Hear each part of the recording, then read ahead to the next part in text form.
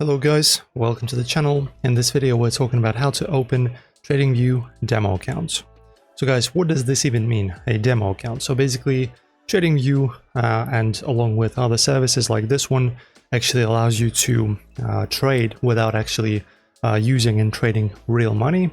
It's basically done to basically you get the hang of the service so that you learn it, learn how it works, how to work with it, how to use it, and without spending actual cash, so that because if you, for example, are inexperienced and you go to this service and you start trading, you might mess something up, lose money. So that's just a counter frustration method, if you want to call it that. So in order to use this service, the demo account, it's actually called paper trading.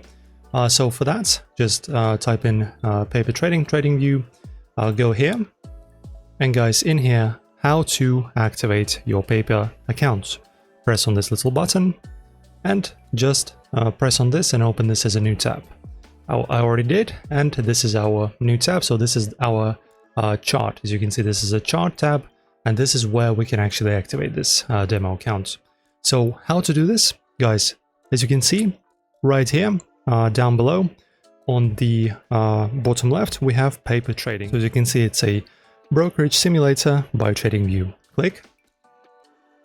And now, as you can see, you can just connect. So as you can see, it lets you practice buying and selling securities. The process is similar to real trading, except no real money used, just like I said. So just press on connect.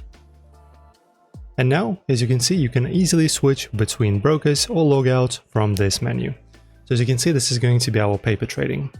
So now your demo account is activated. You can also see we have this small tutorial in here. You can place orders through order panel and DOM using the trade button. So guys, that's pretty much how this is done. As you can see, only a few clicks and now you have your demo account. So enjoy practicing, be careful with the real money. If you enjoyed the video, press like, subscribe, leave a comment, maybe you have any other questions. Press on the notification bell to not miss the new uploads, and I'll see you in the next one.